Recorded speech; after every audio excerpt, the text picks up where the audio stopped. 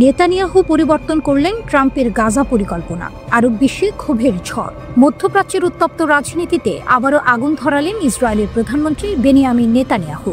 যুক্তরাষ্ট্রের president Donald ট্রাম্পের তৈরি করা সংশোধিত গাজা শান্তি পরিকল্পনায় বড় ধরনের পরিবর্তন এনে তিনি আরব ও মুসলিম দেশগুলোকে ক্ষুব্ধ করেছেন।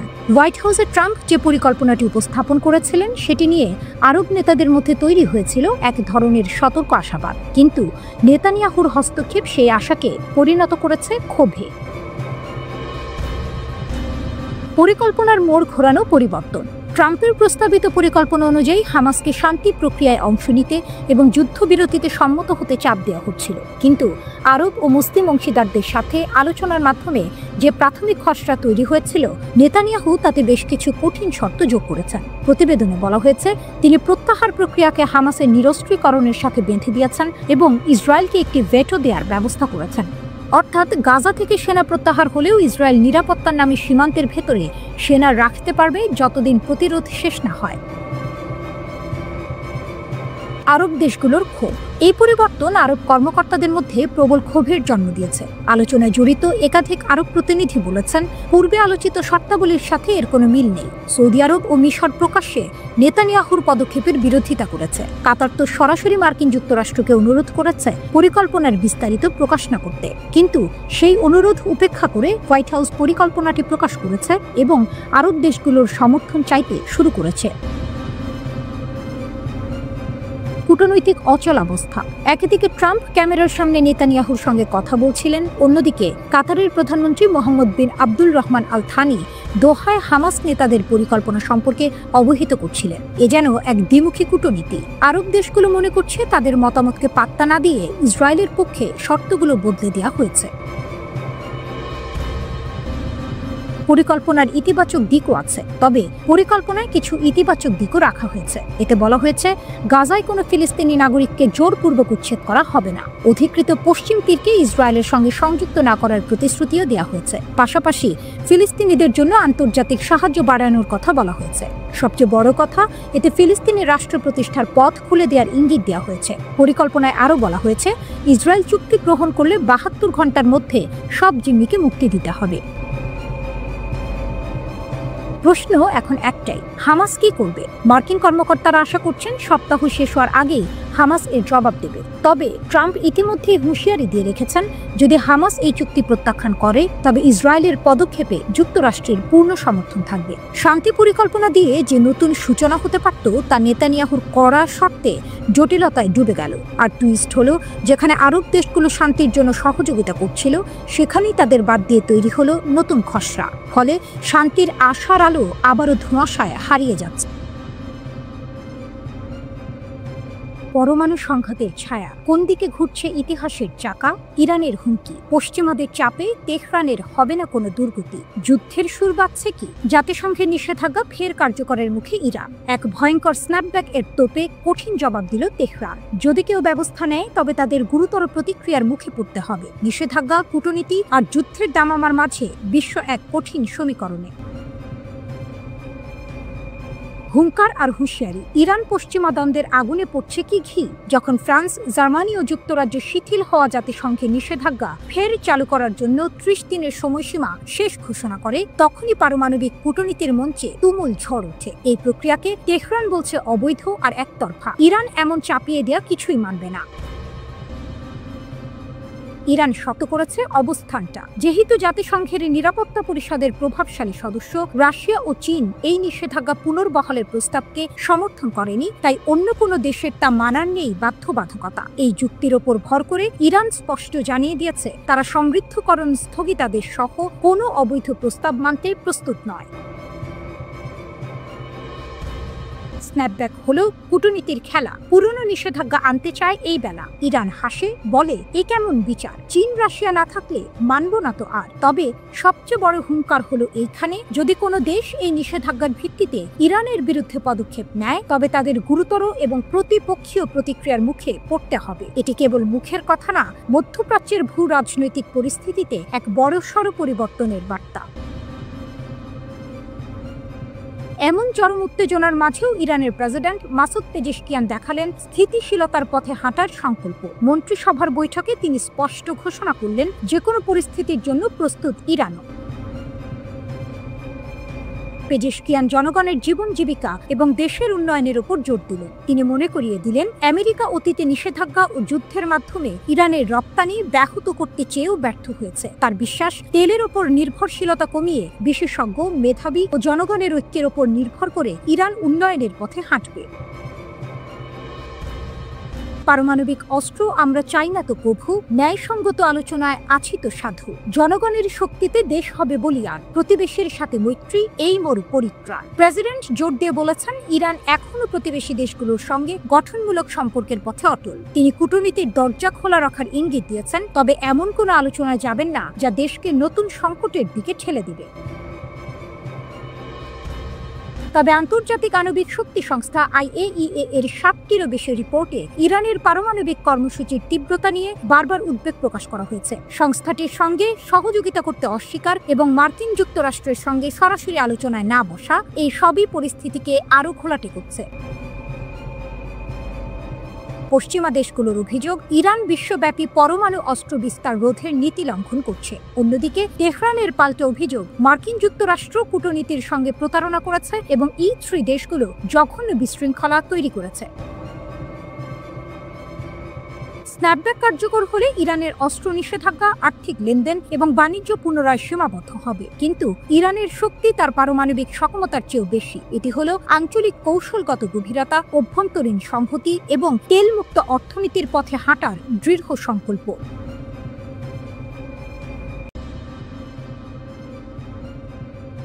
ইসরায়েলের দোরগোড়ায় হুথিদের দুঃস্বপ্ন। ইসরায়েল যখন গাজায় বোমা বর্ষণ চালিয়ে যাচ্ছে, তখন ইয়েমেনের মরুভূমি থেকে ভেসে আসছে নতুন আতঙ্কের শব্দ। গুপ্তচর সংস্থাগুলো সতর্ক করছে, নীরবে শক্তি সঞ্চয় করছে হুথিরা। নীরব সেনাবাহিনী নামের এক ভূত বাহিনী নাকি গড়ে তোলা হচ্ছে, যারা একদিন ইসরায়েলের সীমান্তে ঝাঁপিয়ে পড়তে পারে। হাজার হাজার সেনা, যাদের সংখ্যা কয়েক লাখ। প্রতিবেদনে বলা হচ্ছে, 2024 সালের শেষ নাগাদ হুথি যোদ্ধার সংখ্যা দাঁড়িয়েছে প্রায় 3.5 লাখে। এ যেন এক অদৃশ্য সেনাবাহিনী, যারা অপেক্ষা করছে সময়ের।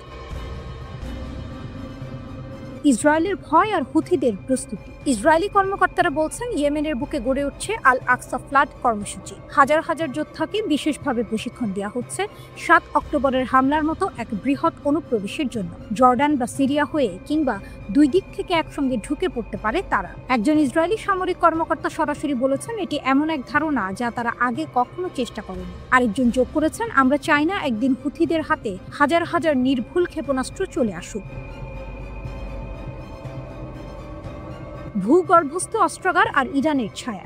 গোপন প্রতিবেদন উঠে এসেছে, ইরানের প্রযুক্তি ব্যবহার করে হুথিরা নিজস্ব ড্রোন ও ক্ষেপণাস্ত্র উৎপাদনের ক্ষমতা গড়ে তুলেছে। ইয়েমেনের ভূগর্ভস্থ ঘাঁটিগুলো এখন শুধু সংরক্ষণ নয়, সরাসরি অস্ত্র তৈরির কেন্দ্র। সিরিয়ায় হিজবুল্লাহ যে স্বাধীন মডেল তৈরি করেছিল, এবার সেই পথেই হাঁটছে হুথিরা। নিচুতে উড়ে আসে বিস্ফোরক ড্রোন, সুনির্দিষ্ট লক্ষ্যভেদী ক্ষেপণাস্ত্র। এসব শনাক্ত করাই এখন সবচেয়ে বড় দুশ্চিন্তা। ইসরায়েল আশঙ্কা করছে, যদি এই প্রকল্প অবারিতভাবে এগোয়, তবে হুথিরা হয়ে উঠতে পারে এক অস্তিত্বগত হুমকি।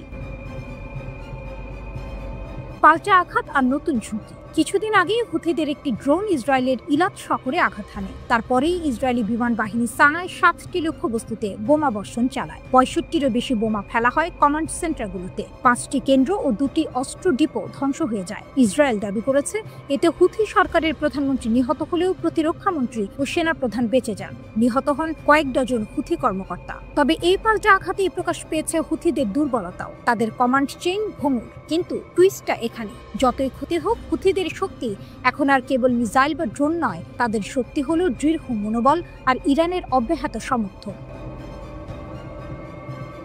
যুদ্ধ থামবে না। এদিকে ইসরায়েলি সামরিক গোয়েন্দা বিভাগ আমান হুথি নিয়ে কাজ করার জন্য নতুন 2টি ইউনিট গঠন করেছে। তাদের বার্তা স্পষ্ট, হুথিরা যদি গাজার সাথে জড়িত যুদ্ধবিরতি ঘোষণা করেও তবুও ইসরায়েল আগেভাগে আঘাত হানতে দ্বিধা করবে না। তবুও হুথির শক্তি নিয়ে সন্দেহ নেই। একের পর এক গোপন মহড়া, গোপন অস্ত্রাগার আর ফ্যান্টম বাহিনী তৈরির গল্পে এখন কাঁপছে তেল আভিভ। গাজার ধ্বংসস্তূপের ভেতর দিয়ে জেগে উঠছে আরেক ঝড়, আল আকসা ঝড়, যা হয়তো একদিন সরাসরি আছড়ে পড়বে ইসরায়েলের সীমান্তে। ফিলিস্তিনের জন্য বিশ্ব ঐক্যবদ্ধ হওয়ার সাথে সাথে বিবির ক্ষয়ক্ষতির স্তূপ। অকুপাই গাজা অভিযানের মধ্যে ইসরায়েলি বিমান বাহিনী একটি বড় ধাক্কার সম্মুখীন হয়েছে। শুধু সৈন্য নয়, এখন বিবির সেনাবাহিনীও গুরুত্বপূর্ণ সামরিক অবকাঠামো হারাচ্ছে। যুদ্ধে ক্ষয়ক্ষতির পর দক্ষিণ ইসরায়েলে একটি ইসরায়েলি ড্রোন বিধ্বস্ত হয়েছে। গাজা অভিযানে একজন ইসরায়েলি সৈন্য নিহত হওয়ার কিছুক্ষণ পরেই ড্রোনটি দুর্ঘটনার ঘটনা ঘটে। ফ্রান্স আইডিএফ বিরোধী পরিকল্পনা প্রস্তাব করার সাথে সাথে গাজায় ইসরায়েলি সেনাবাহিনী হেরে যাচ্ছে। ধারাবাহিক বিপর্যয়ের মধ্যে ইসরায়েল 24শে সেপ্টেম্বর আরেকটি সামরিক আঘাতের সম্মুখীন হয়েছে। প্রতিবেদন অনুসারে দক্ষিণ ইসরায়েলের পশ্চিম নেগেভ এলাকায় একটি ইসরায়েলি বিমান বাহিনীর ড্রোন বিধ্বস্ত হয়েছে। টাইমস অফ ইসরায়েল অনুসারে আইডিএফের বরাত দিয়ে প্রযুক্তিগত ত্রুটির কারণে এই দুর্ঘটনা ঘটে। সৈন্যরা ড্রোনটি সংগ্রহ করেছে। আইডিএফ অনুসারে কোনো ক্ষয়ক্ষতি বা আহত হওয়ার খবর পাওয়া যায়নি। অকুপাই গাজা অভিযানে ইসরায়েলি সেনাবাহিনীর ক্ষয়ক্ষতি বৃদ্ধি পাওয়ার সাথে সাথে ড্রোনটির দুর্ঘটনাটি ঘটেছে। 24শে সেপ্টেম্বর আইডিএফের গিভাতি রিকনেসান্স ইউনিটের একজন সৈনিক গুরুতর আহত হন। আইডিএফ এক বিবৃতিতে জানিয়েছে, উত্তর গাজা উপত্যকায় যুদ্ধের সময় ওই সৈনিক আহত হন। টাইমস অফ ইসরায়েলের প্রতিবেদন অনুসারে 2 দিন আগে 22শে সেপ্টেম্বর গাজা সিটিতে একজন আইডিএফ অফিসার নিহত হন। আইডিএফ সৈনিকের নাম 27 বছর বয়সী মেজর শাহার নেতানেল বোজাগলো। টাইমস অফ ইসরায়েলের প্রতিবেদন অনুসারে বোজাগলো হলেন আইডিএফের নতুন গাজা আক্রমণে নিহত প্রথম সৈনিক। উল্লেখযোগ্যভাবে 18 সেপ্টেম্বর আইডিএফের একজন মুখপাত্র দক্ষিণ গাজায় 4 সৈন্যের মৃত্যুর ঘোষণা দেন। প্রতিবেদন অনুসারে আইডিএফ 16 সেপ্টেম্বর অকুপাই গাজা স্থল অভিযান শুরু করে। ইসরায়েলের কূটনৈতিক বিপর্যয়। কূটনৈতিক ক্ষেত্রে ইসরায়েলের পশ্চিমা মিত্ররা ফিলিস্তিনের পক্ষে পদক্ষেপের ঘোষণা দিয়েছে। ফ্রান্স সহ 11টি দেশ জাতিসংঘের একটি সম্মেলনে ফিলিস্তিনি রাষ্ট্রকে স্বীকৃতি দিয়েছে। ইসরায়েল এই পদক্ষেপ প্রত্যাখ্যান করে বলেছে, কখনোই ফিলিস্তিনি রাষ্ট্র হবে না। ফিলিস্তিনি রাষ্ট্রের পদক্ষেপে নেতৃত্ব দেওয়ার পাশাপাশি ফ্রান্সের আরেকটি প্রস্তাব রয়েছে বলে জানা গেছে। টাইমস অফ ইসরায়েল গাজায় একটি বহুজাতিক টাস্ক ফোর্সের জন্য একটি ফরাসি প্রস্তাব অ্যাক্সেস করেছে। এই উদ্যোগটি হলো একটি আন্তর্জাতিক স্থিতিশীলতা মিশন যা গাজায় আইডিএফকে প্রতিস্থাপন করবে। প্রস্তাবটিতে গাজার অভ্যন্তরীণ নিরাপত্তা ধীরে ধীরে ফিলিস্তিনি কর্তৃপক্ষের কাছে হস্তান্তরের আহ্বান জানানো হয়েছে। বেশ কয়েকটি রাষ্ট্র এই বাহিনী নেতৃত্ব দিতে পারে, যার মধ্যে মিশর, জর্ডান, সৌদি আরব, সংযুক্ত আরব আমিরাত এবং কাতারের নাম রয়েছে। প্যারিস প্রস্তাবের একটি মূল বিষয় হলো যুদ্ধ শেষ হওয়ার পরে হামাসকে নিরস্ত্র করার কাজ শুরু হবে। তবে ইসরায়েলি প্রধানমন্ত্রী নেতানিয়াহু ইতিমধ্যেই বলেছেন যে হামাসকে নির্মূল না করা পর্যন্ত যুদ্ধ শেষ হবে না। নেতানিয়াহুর গাজা শহরের অভিযানে নতুন ধাক্কা। স্নাইপার হামলায় আইডিএফ সেনা নিহত। গাজা শহরের যুদ্ধ যেন প্রতিদিনই নতুন মোড় নিচ্ছে। একদিকে ইসরায়েলি সেনারা শহরের নিয়ন্ত্রণ শক্ত করতে চাইছে, অন্যদিকে হামাস পাল্টা আঘাতে দেখাচ্ছে ভয়ঙ্কর প্রতিরোধ। 24শে সেপ্টেম্বরের দিনে এই সংঘর্ষে যোগ হলো আরও একটি রক্তাক্ত অধ্যায়। হামাসের স্নাইপার আক্রমণে প্রাণ হারালেন এক তরুণ আইডিএফ সৈন্য। স্নাইপারের গুলিতে তরুণ সৈন্য নিহত। বেরশেবা শহরের 21 বছর বয়সী সৈন্যটি নাহাল ব্রিগেডের 932তম ব্যাটালিয়নের সদস্য ছিলেন। দক্ষিণ গাজা শহরের একটি পোস্টে পাহারায় থাকাকালে হঠাৎ হামাসের এক স্নাইপারের গুলিতে লুটিয়ে পড়েন তিনি। আইডিএফ জানিয়েছে, ডেমলাস নামের ওই সৈন্য একটি গার্ড পজিশনে দায়িত্ব পালন করছিলেন। তখনই গুলিবিদ্ধ হয়ে প্রাণ হারান। তার মৃত্যুতে ইসরায়েলের প্রতিরক্ষামন্ত্রী ইসরায়েল কাটজ গভীর শোক প্রকাশ করেছেন। তিনি এক বিবৃতিতে বলেন, আমি নাহাল ব্রিগেডের সাহসী যোদ্ধা সার্জেন্ট কর্পোরাল লালচাও সাইমন ডেমলাসের পরিবারের প্রতি গভীর সমবেদনা জানাই। সমগ্র ইসরায়েল তার বীরত্বের প্রশংসা করছে এবং এই দুঃসময়ে তার পরিবারকে আলিঙ্গন করছে। আমাদের সৈন্যরা লড়াই চালিয়ে যাবে যতক্ষণ না জিম্মিদের মুক্তি এবং শত্রুদের পরাজয় নিশ্চিত হয়। তার স্মৃতি ধন্য হোক। আইডিএফ হতাহতের সংখ্যা বাড়ছে। এই ঘটনার ফলে গাজা শহরের নতুন আক্রমণে নিহত আইডিএফ সৈন্যের সংখ্যা দাঁড়ালো 2 জন। আর পুরো যুদ্ধের হিসাব ধরলে টাইমস অফ ইসরায়েল এর তথ্য অনুযায়ী মোট নিহত ইসরায়েলি সেনার সংখ্যা এখন 471 জন। প্রতিদিনের সংঘর্ষের সংখ্যা যেভাবে বাড়ছে তাতে ইসরায়েলের অভিযানের কার্যকারিতা নিয়ে প্রশ্ন তুলছেন অনেকেই। হামাসের পাল্টা বার্তা, ট্যাঙ্কেও আঘাত। এদিকে শুধু স্নাইপার আক্রমণেই থেমে থাকেনি হামাস। সংগঠনের সামরিক শাখা কাসাম ব্রিগেড দাবি করেছে তারা গাজা শহরের তেল আল হাওয়া এলাকায় 2টি ইসরায়েলি মেরকাভা ট্যাঙ্কে আঘাত হেনেছে। আক্রমণে ব্যবহার করা হয়েছে ইয়াসিন 105 অ্যান্টি আর্মার ক্ষেপণাস্ত্র। হামাস আরও দাবি করেছে ট্যাঙ্ক ক্রুদের মধ্যে হতাহত হয়েছে। তবে আইডিএফ এই খবর এখনও আনুষ্ঠানিকভাবে নিশ্চিত করেনি। টুইস্ট, দখল নাকি ফাঁদ? নেতানিয়াহুর লক্ষ্য ছিল গাজা শহরে পূর্ণ দখল প্রতিষ্ঠা করা, কিন্তু বাস্তবতা ভিন্ন কিছু বলছে। ইসরায়েল যতই ঘেরাটো বাড়াচ্ছে, ততই হামাস নতুন কৌশলে আঘাত হানছে, কখনো স্নাইপার, কখনো ট্যাঙ্ক বিধ্বংসী ক্ষেপণাস্ত্র। ফলাফল, সেনাদের হতাহতের সংখ্যা ক্রমাগত বাড়ছে এবং অভিযান যেন উল্টোই রাজনৈতিক ও সামরিক চাপে পরিণত হচ্ছে। গাজা শহরের ধ্বংসস্তূপের ভেতর থেকে হামাস বারবার প্রমাণ করছে তাদের প্রতিরোধ এখনো ভাঙেনি। অন্যদিকে ইসরায়েলের জন্য এই লড়াই হয়ে উঠছে এক অস্বস্তিকর সমীকরণ। প্রতিদিনের ক্ষতি, ক্রমবর্ধমান আন্তর্জাতিক চাপ এবং অনিশ্চিত ভবিষ্যৎ। প্রশ্ন জেগেছে, এই যুদ্ধ শেষ পর্যন্ত দখলের গল্প লিখবে, নাকি নেতানিয়াহুর জন্য আরও বড় রাজনৈতিক ফাঁদ তৈরি করবে?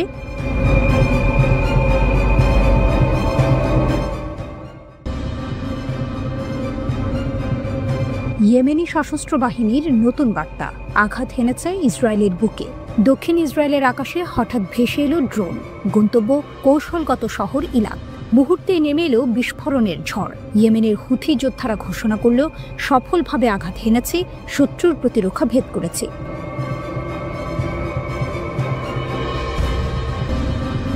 এই হামলায় আহত হয়েছে ২০ জনেরও বেশি মানুষ। ইরান সমর্থিত এই গোষ্ঠী বলছে, দুটি ড্রোন ছোড়া হয়েছিল আলাদা আলাদা লক্ষ্যবস্তুতে। দক্ষিণ অধিকৃত ফিলিস্তিনের উম্মে আল রাশরাশ এলাকায় তাদের লক্ষ্য ছিল ইসরায়েলি সেনাদের অবস্থান। হুথিদের দাবি, অভিযান সফল হয়েছে এবং ইসরায়েলের আকাশ প্রতিরক্ষা ব্যবস্থা ব্যর্থ প্রমাণিত হয়েছে।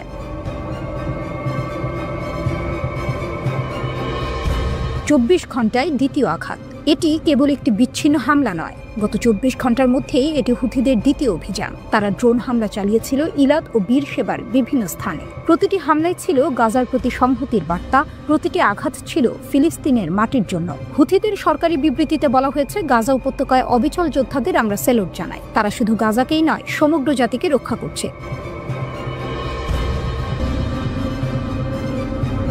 ইসরায়েলের পাল্টা বক্তব্য। তবে ইসরায়েল বলছে, বাস্তবে মাত্র একটি ড্রোন ইলাতে আঘাত করেছে, এতে ২ জন গুরুতর আহত হয়েছে। আরেকটি ড্রোন ইসরায়েলে পৌঁছানোর আগেই ব্যর্থ হয়েছে বা ভূপাতিত হয়েছে বলে দাবি করছে তারা। একদিন আগেও হুথিরা একাধিক ড্রোন হামলার কথা বলেছিল, কিন্তু ইসরায়েল বলছে সেদিন ইয়েমেন থেকে কোনো ড্রোন পৌঁছায়নি। অর্থাৎ হয় উৎক্ষেপণ ব্যর্থ হয়েছে, নয়তো মাঝপথে বিধ্বস্ত হয়েছে।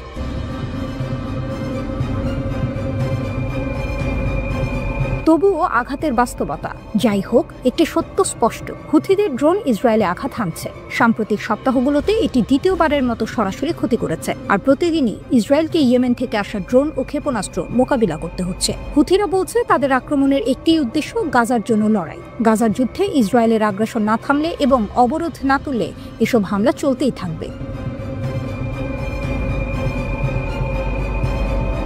শক্তির প্রদর্শন। ইসরায়েল বারবার ইয়েমেনের ভেতরে হুথিদের অবস্থান লক্ষ্য করে হামলা চালাচ্ছে, তবুও তাদের থামানো যায়নি। হুথিরা বারবার প্রমাণ করছে তারা শুধু প্রতিরোধ করছে না, বরং দূরত্ব অতিক্রম করে ইসরায়েলের অভ্যন্তরেও আঘাত হানার ক্ষমতা রাখে। ইলাতের এই হামলা তাই শুধু একটি সামরিক অভিযান নয়, এটি এক রাজনৈতিক বার্তাও। গাজার রক্তের প্রতিশোধ নিচ্ছে ইয়েমেনের যোদ্ধারা।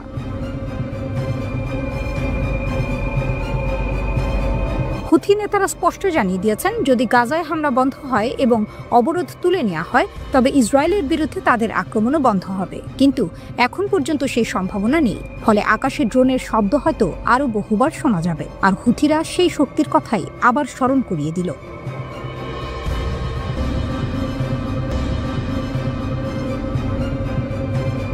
ইরানের বিশাল সাফল্য। খামেনির দেশ উন্মোচন করল ইসরায়েলের গোপন পারমাণবিক কর্মসূচি। মধ্যপ্রাচ্যের অন্ধকারে হঠাৎ যেন বজ্রপাত। তেহরান ঘোষণা করেছে তারা উন্মোচন করেছে ইসরায়েলের বহুদিনের লুকানো পারমাণবিক কর্মসূচি। ইরানি গোয়েন্দারা নাকি এমন সব নথি ও তথ্য হাতে পেয়েছে যা ইসরায়েলের অস্তিত্ব কাঁপিয়ে দেওয়ার মতো। ইরানের রাষ্ট্রীয় টিভিতে সম্প্রচারিত প্রতিবেদনে বলা হয়েছে, ডিমোনা পারমাণবিক স্থাপনার তথ্য, শীর্ষ ইসরায়েলি বিজ্ঞানীদের তালিকা এবং গোপন গবেষণাগারগুলোর খুঁটিনাটি এখন তাদের হাতে। শুধু তাই নয়, ইরানের দাবি এসব ফাঁস হওয়া নথিতে যুক্তরাষ্ট্রের সম্পৃক্ততার প্রমাণও পাওয়া গেছে। খাতিবের বিস্ফোরক দাবি। ইরানের গোয়েন্দা মন্ত্রী ইসমাইল খাতিব সাংবাদিকদের সামনে দাঁড়িয়ে বলেন, আমাদের হাতে এখন লক্ষ লক্ষ পৃষ্ঠার নথি। এটাকে আমরা বলছি তথ্যের ভান্ডার। ইসরায়েলি নাগরিক, সেনা ও কর্মকর্তারা নিজেরাই আমাদের সহযোগিতা করেছে। খাতিবের দাবি, কেউ অর্থের লোভে, আবার কেউ ইসরায়েলের প্রধানমন্ত্রী বেনিয়ামিন নেতানিয়াহুর প্রতি ঘৃণা থেকে ইরানকে তথ্য দিয়েছে। তিনি ব্যঙ্গ করে বলেন, নেতানিয়াহু, ইরানের পানির সমস্যা সমাধান নিয়ে ভাবার আগে তোমার সেই কর্মীদের আর্থিক সমস্যার কথা ভাবো, যাদের অনেকেই টাকার জন্য, আবার কেউ তোমার প্রতি বিরক্ত হয়ে আমাদের সাথে সহযোগিতা করছে এবং এখনো করছে। মার্কিন ছায়া। ইরানি মিডিয়ার ভাষ্য অনুযায়ী ফাঁস হওয়া নথিতে ইসরায়েলি গোপন প্রকল্পগুলোর সঙ্গে মার্কিন যুক্তরাষ্ট্রের যোগাযোগও রয়েছে। তবে এই তথ্য স্বাধীনভাবে যাচাই করা সম্ভব হয়নি। তবুও ইরান এ নিয়ে স্পষ্ট বার্তা দিয়েছে, শত্রুদের ভেতরে ভাঙন ধরানো তাদের কৌশলের অংশ এবং তারা শুধু সীমান্তে নয়, প্রতিপক্ষের ভেতরেও প্রবল শক্তি নিয়ে প্রবেশ করতে সক্ষম। দীর্ঘ শত্রুতার নতুন মাত্রা। 1979 সালের ইসলামী বিপ্লবের পর থেকেই ইরান ইসরায়েলকে প্রধান শত্রু হিসেবে দেখে আসছে, আর চলতি বছরের জুনে সংঘটিত 12 দিনের যুদ্ধ সেই বৈরিতাকে আরও ঘনীভূত করেছে। তখন ইসরায়েল বলেছিল, ইরানের পারমাণবিক ও ক্ষেপণাস্ত্র কর্মসূচি তাদের জন্য হুমকি। যুক্তরাষ্ট্রের সহায়তায় ইসরায়েল 3টি ইরানি পারমাণবিক স্থাপনা ধ্বংসও করেছিল। কিন্তু আজকের এই গোয়েন্দা নাটক যেন উল্টো দিকে আঘাত। ইরান বিশ্বকে জানিয়ে দিল, যুদ্ধ শুধু আকাশে ক্ষেপণাস্ত্র ছুড়ে নয়, তথ্যের যুদ্ধে জেতাও সমান গুরুত্বপূর্ণ। ইরানের শক্তির বার্তা। বিশ্লেষকদের মতে ইরানের এই ঘোষণা শুধু তথ্য ফাঁস নয়, এটি এক ধরনের মনস্তাত্ত্বিক যুদ্ধ। একদিকে ইসরায়েলকে বিব্রত করা, অন্যদিকে দেখানো ইরান শুধু টিকে নেই, বরং প্রতিপক্ষের গোপন কক্ষ পর্যন্ত পৌঁছাতে সক্ষম। তেহরানের এই প্রকাশে মধ্যপ্রাচ্যের উত্তেজনা নতুন করে উস্কে উঠেছে। ইসরায়েল কিভাবে জবাব দেবে সেটাই এখন বড় প্রশ্ন। তবে একটি বিষয় স্পষ্ট, ইরান বিশ্বকে আবারও মনে করিয়ে দিল, তারা কেবল যুদ্ধক্ষেত্রেই নয়, গোপন যুদ্ধেও এক ভয়ঙ্কর প্রতিপক্ষ।